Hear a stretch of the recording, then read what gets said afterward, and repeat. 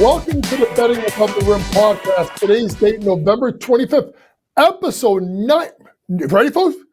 Episode 99 of this podcast. And today we get into 6 topics. Number 1, there's been a fluid of activity this afternoon with players coming back from injury. We'll talk about Porzingis coming back for the Celtics, Beal and Durant coming back for the Suns, Ja coming back for the Grizzlies. Also a little bit of talk about Malik Monk coming back for the Kings, and DeJounte Murray coming back for the Pelicans. All of those guys are in action either Monday or Tuesday night. Sticking with the Western Conference, what's wrong with the Timberwolves? Timberwolves sitting at a record of 8-8 right now. Why am I concerned about Minnesota? We'll get into that a little bit. Next, we'll preview what I think are the 3 best games in the NBA Cup on Tuesday. Bucks versus Heat. Milwaukee playing much better basketball. Rockets, who have played really great basketball, versus the T-Wolves team I've had concerns about. And then lastly, that Lakers-Suns game got a lot more spice with Beal and Durant both expected back. I wonder if they got expected back because it's the NBA Cup and it's a nationally televised game. I think so. Next, we'll go to the college game with a big matchup. Now, I know it's Feast Week. I know there's Battle for Atlantis this week. I also know there's a Maui Invitation this week. But there's a really good game in Las Vegas as Cooper Flagg and the Duke Blue Devils head to take on Hunter Dickinson and the Kansas Jayhawks. I'll give you my thoughts on that game tomorrow. Also, we'll go to the women's side. We'll recap a kind of a crazy last couple of days where the number 1 and number 3 teams in the country, South Carolina and USC, both lost. It shifted the odds a little bit to win the national championship. I'll talk about who I think I like and who. I've told you about this team before. They got a big week and a half coming up who can start to sneak up on teams and odds if they have a big week and a half. Lastly, Unrivaled name their teams, have their players. I'll just briefly talk about the importance of this league and the momentum they're trying to capture with women's basketball. But they made one critical mistake, but I don't think they can control it. Let's start off with the NBA with injury guys are coming back. First off, Kristaps Porzingis, where will make his debut Monday night tonight. So by the time you watch this podcast on Tuesday, and of course you definitely should be watching or listening to everyone, Kristaps Porzingis is going to play tonight and make a season debut for the Celtics. And I think what this does for the Celtics is it makes this team whole. The ability of Kristaps Porzingis to stretch the floor from 3. Right, the ability of Kristaps Porzingis to be a really one of the better rim protectors in the NBA. That is an added element to a Celtics team that's got the second best record in the Eastern Conference. And I think when you look at the depth, by bringing Porzingis back, now Al Horford goes to the bench. And I think that becomes really, really big because that bench of Pritchard, Hauser, Horford, guys, that's as good of a bench as you're going to see. Obviously, the shooting of Sam Hauser, what he's done. Peyton Pritchard right now is leading, the candidate right now to win 6th Man of the Year, getting about 16 points a game. It just makes them dangerous. You could actually look at the Boston Celtics, and I'm going to say this. Them and the Knicks are the only 2 teams, in my opinion, that can have any one of their 5 starters give you 20 to 25 on any given night. And that makes them extremely hard to guard. Boston is whole again, and that's trouble for everyone else. Moving on to the West Coast now, with Bradley Beal and Kevin Durant making their return. Here's the big thing, folks. They were 8-1 with KD in the lineup. They're 1-6 without him. And if you look at the 7 games that they lost without Kevin Durant, including the last 5 in a row, folks, I mean, they lost to OKC by 18. They lost to Orlando by 20. They lost to the Knicks, gave them 133 points. Like, this team needs Kevin Durant and Bradley Beal. The concern you have with Phoenix is how can they make it, right? Can they give you 70 to 75 games? right? You just look at, the career stats of Kevin Durant. Yeah, he gave you 75 games last year. But between Brooklyn and Phoenix in 22-23, he gave you 47. 55 in a COVID year, get it. 35 his first year in Brooklyn. Then you remember he had the Achilles injury, right?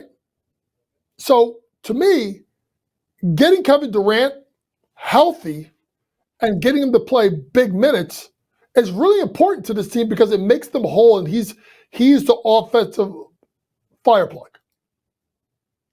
But as much as you want to talk about the injury to Kevin Durant, Bradley Beal is a whole other animal. 53 games in 23-24. 50 games in 22-23. We'll throw away the COVID year of 21-22. 2021, 60 games. Folks, Bradley Beal has not played more than 75 games since 2018-2019. This is a guy that's 31 years old. So when you look at Phoenix and you get them into the lineup, are they as good as anybody in the West? Yeah, sure. Because then you can bring Grayson Allen off the bench with Royce O'Neal, Monte Morris. Ryan Dunn has been a really pleasant surprise as a 3-and-D guy. They slide into their roles. Mason Plumlee as a backup. But can you trust them to stay healthy? That's the thing you got to think about when you're betting Phoenix, right? Can they stay healthy? They got 3 guys. Devin Booker stays relatively healthy, but you got 3 guys that can get injured. And it messes up their rotation because I don't think as good as Grayson Allen was last year, as good as Ryan Dunn's been this year, if Phoenix is going to contend for a championship, those 3 have to stay healthy. And out of the 3 you got to worry about the most, it's Bradley Beal, not Kevin Durant.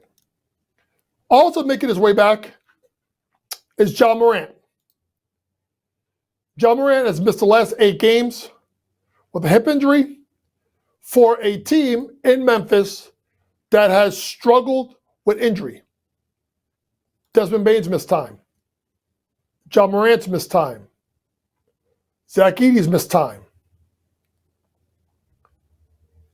But Ja, to me, was playing really good basketball. Now, Ja shooting 25.8% from 3 is a problem.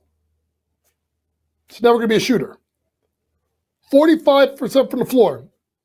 Okay. Maybe your wish was a little bit better. He's got to do less than 4 turnovers a game. But he's so damn explosive that he just makes that team go. They need Ja back. A Ja Morant that missed an overwhelming majority of the games last year. I was really high on Memphis this year. And I still am. But Ja's got to be there. They got to continue to get good play out of Bane. Aldama's been good. Scottie Pippen Jr. has got himself a contract. He's been great subbing it off the bench. Even starting. Wells, the rookie, 12.5 points per game. Edey slowly was figuring out before he got hurt, 11.1, 6.9. This is a team that, remember, also Marcus Smart and Luke Kennard's missed time too. This is a team that if they're healthy, they're dangerous, folks. Not too long ago, they were a number 2 seed. They're that good. But Ja's got to stay healthy. And he's got to do it for a prolonged period of time. And he's got to be willing to be a point guard. He's not just going to score, but create for others. Sacrifice points for the sake of the team. If Ja can do that and stay healthy, and his team stays healthy, Memphis is going to be really, really dangerous in the Western Conference. Couple of other injuries really quick to just briefly go over. Malik Monk is coming back for Sacramento. Malik Monk, reigning 6th man of the year, really fortifies that bench for the Sacramento Kings.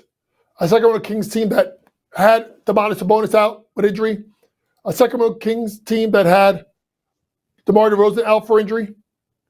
It's good for them to get whole. Because I do think Sacramento, I like them. Remember, folks, I like them to win the Pacific Division. Right now, Sacramento sitting in last place, I do believe, but only 4.5 games out. Let's see if they can make a run. 4 out of 6 in their last 10, losers of 3 straight. Last one really quick, DeJounte Murray's coming back for a team that is a hot mess. He's missed time. McCollum's missed time. Herb Jones has missed time. Alvarado's missed time. And we don't know when the hell we're getting Zion back. This was another team I was big on. But at 4-13, with the worst record in the Western Conference, can they turn it around? Funny thing, worst, ready folks? Worst record in the NBA belongs to the Philadelphia 76ers, another team that's battling injury. Speaking of teams that are battling, I just want to take a minute to kind of talk about Minnesota here sitting at 8-8. I had concerns when they traded Cat for Randle and DiVincenzo. It had nothing to do with how good of a player Julius Randle is and how good of a player Donte DiVincenzo is. Simply put, the Timberwolves had to break up Rudy and Cat. Someone had to go because they made too much money. My problem is I think they bet on the wrong guy. But the problem is they weren't going to get a lot for Rudy in return. So I've had my problems with this team. Their inconsistent play. Look a little further than losing back-to-back days to Portland in the NBA Cup. How about the loss in Toronto? This is a team, folks, that had championship aspirations. And some people thought that their coach, Coach Finch, was going to be possibly NBA Coach of the Year. Which, by the way, Kenny Atkins is running away with that award. By the way, I told you they were going to be good. But Minnesota's got to get it right. And now there's already talk about Donte DiVincenzo maybe being moved. I said this to people when the trade was going to be made. Randle's contract is a player option for next year. It's got sneaky good value. I know he hit a game winner a couple of games ago, a 3-pointer top of the key. But Julius Randle, who was a borderline, almost a double-double guy with the Knicks, 21.8 points per game, his lowest since 21-22 with the Knicks, the thumbs down year. His 6.6 rebounds is the lowest of his career ever. Julius Randle's averaged at least 8.6 points per 8 rebounds a game his entire career. He's at 6.6. So to me, even though his field goal shooting percentage is up, 3-point percentage is up, I don't know if it's a fit. And if they flounder a little bit, they're not moving Cat. I'm sorry, I already moved them. They're not moving Ant. They're not moving Rudy.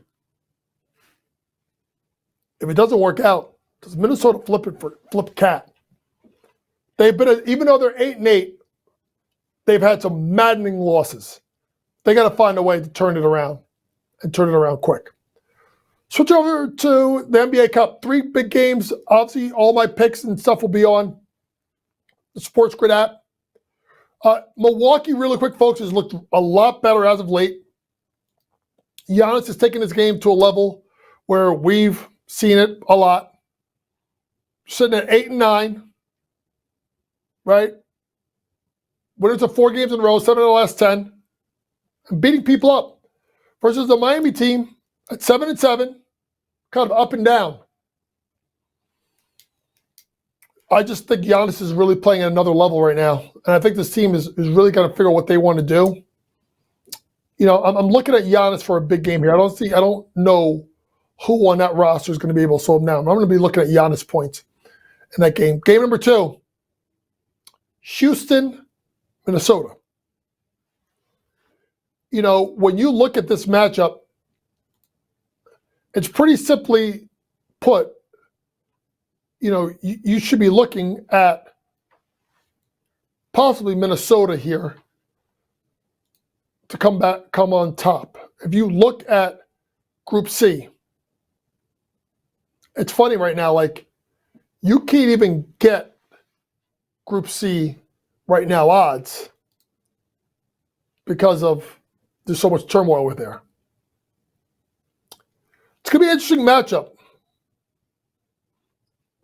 Houston's looked really, really good until they slipped up against Portland a couple of days ago, sitting at 3rd place in the Western Conference with a 12-6 record. I'm going to take Minnesota here. I'm going to think that they're going to do something here, because if you look at the wins that the Rockets have had in this run, Detroit, Washington, Clippers, Chicago, Indiana, Portland. They have some good wins. But when they played San Antonio, they lost at 3 on the road. They lost to Golden State. They got blown up by 20 to Oklahoma City. I think it's a good spot for a Minnesota Timberwolves team at home. Last game, Lakers-Suns. Stars are back. Beal and Durant, we just talked about it. Lakers have been good, been very good. Shout out to the job that J.J. Redick has done with this team. But it's simply put, if Durant's healthy and they're in the lineup, you got to take Phoenix. So really quick, looking at Giannis over points, Minnesota minus the points, Suns minus the points on Tuesday night. Quickly, let's go over to the college game with a big matchup tomorrow night, Tuesday night, Las Vegas, between the Duke Blue Devils and the Kansas Jayhawks. When you look at this game, you have to look at the experience of Kansas versus the youth and combination of experience with guys like Proctor for Duke. I think this is going to be a great match. Right now, the line is Duke minus 2.5. That's probably because people are going to think they're more battle-tested. Kansas looked really good. The problem with Kansas right now, honestly, is their ability to knock down shots, particularly from 3. This was a team that people were really high on, obviously. You know, getting the transfers like Zeke Mayo, you know, getting Hunter Dickinson for like a 95th year. But they have not shot the ball well from 3. In fact, Kansas right now is shooting 34.3% from 3. But Mayo, one of the guys they brought in, 31%. Harris, the starting point guard, 20%. It's not what they expected. But I'm not going against Kansas here. So I think Hunter Dickinson will be a problem inside. Look for him to get a double-double. And I just think the depth that they have, right? Bringing a guy like an AJ Storr off the bench, giving you 19 minutes a game and giving you 10 points. I think there's too much depth for Kansas. Give me Kansas plus 2.5 in the big matchup in Vegas. Going on to the women's side really quickly, there were a couple of upsets over the weekend. With UCLA beating South Carolina 76-62. Let's be honest, in a very, very convincing win on Sunday. You know, what can you say about the play of Lauren Betts, one of the best players in the country? And the job that Corey Close has done with that program, getting them to where they are, where they're a top 5 team nationally. And they kind of beat them by the sum of their parts. For me, you got to look at with South Carolina. Chloe Kitts has got to play much better. And Malaysia Fulwiley only played 3 minutes. It's a 15-point win by UCLA. Really impressive. Other win, probably more impressive, is a 74-61 win by Notre Dame over USC. Folks, if you have not watched the law firm of Hidalgo and Miles, you are missing a treat. They are the best backcourt in the country. I mean, I'm not going to lie. They're both from Jersey, so you know how we breed them in Jersey, especially on the women's side. Hannah Hidalgo, 24 points, 8 rebounds, 6 assists. Olivia Miles, 20 points, 8 rebounds, 7 assists. Hannah Hidalgo with Kiki Iriafen, who played awful, and Juju Watkins. Hannah Hidalgo was the best player on the floor on Saturday. And with those two, and Sonia Citron, who didn't play well, and Latu King, the transfer, I believe from Pitt, they are dangerous because guard play wins, and they got the best backcourt in the country. Don't sleep on Notre Dame. Really quick, because this has happened, with the national championship odds, I flipped a little bit, okay? And right now, you have South Carolina plus 240, UConn 3.5, Notre Dame 4.5, USC 5.5, UCLA 8-1, along with Texas, LSU 20-1, 35-1 to NC State. But I'm going down to 100-1. You know where I'm going. Look how well TCU's playing. And the play of Hanley Van Lith. I told you guys that Mark Campbell and Xavi Lopez were going to unlock Haley. And they have absolutely done it. She's playing with a joy and a passion you've not seen out of Haley since she played for Jeff Waltz. Simply put, nothing against Kim Mulkey. She just wasn't used right at LSU. But point guards, listen to me, folks, point guards excel under Mark Campbell. Look what he even did when he first got his first head coaching job at Sacramento State. Look what he did with Marte and more specifically Sabrina Ionescu. Mark Campbell coaches guards as good as anybody in the country. And right now at 100-1, think about this, folks. And we'll talk about this more on Wednesday's podcast. TCU plays Notre Dame in Fort Worth, Texas, Friday night. And then a week from Sunday, in a big triple header with 2 men's games, the nightcap is TCU versus South Carolina. And as much as you want to talk about Haley Van Lith, they got a big girl that if you don't know who Sedona Prince is, you about to find out. Because that 6'4", 6'5" big is a problem. So if Sedona can hold down the fort and carry them inside, and Haley can do what she can do, you could see TCU, who I told you was going to be great before the year, that's now 18th in the country. They could be a top 10 team within 2 weeks. And look at me, folks. I'm not surprised. Let's end today's podcast by talking about the Unrivaled League. So, simply put, folks, if you don't know about it, the Unrivaled League is a league started by Brianna Stewart and Nafisha Collier. It's a 3-on-3 full-court league. Now, What I mean full court is, it's not a regulation size court, but it is a full court, right? And I am really big on this league. They secured a deal with TNT. And if you look at some of these players, I'm going to just name some of them.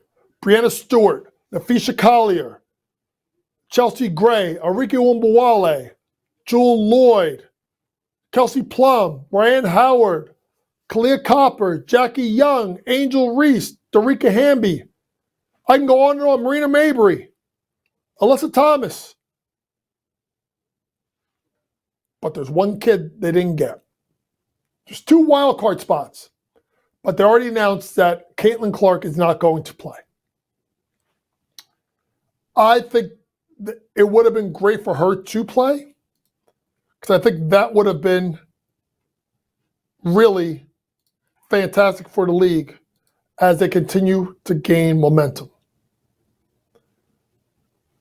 We'll see if Sportsbook handicap this, but if you're looking for a champion right now, I already think it is. It's the Mist.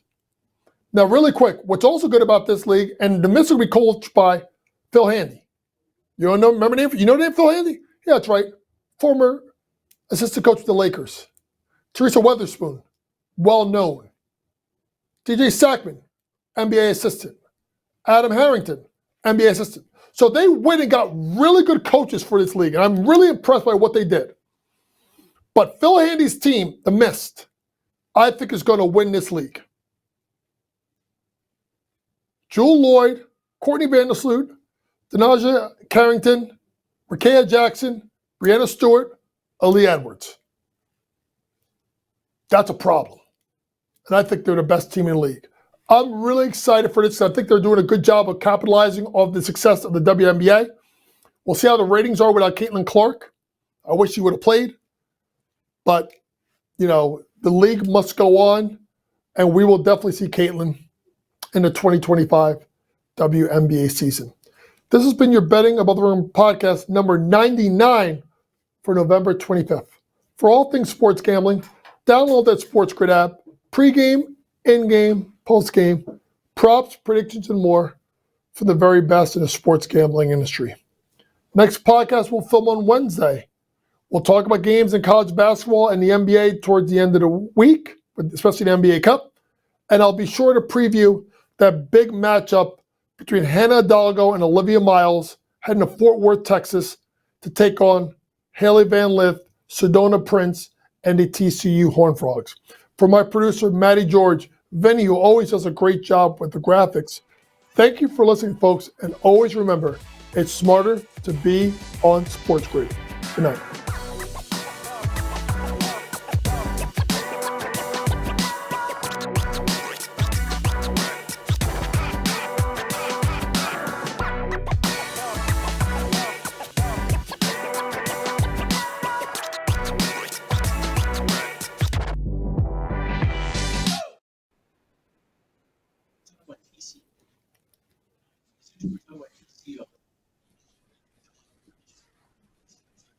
No, smart. I didn't even know. Yeah, I didn't even, when you brought him up, I was so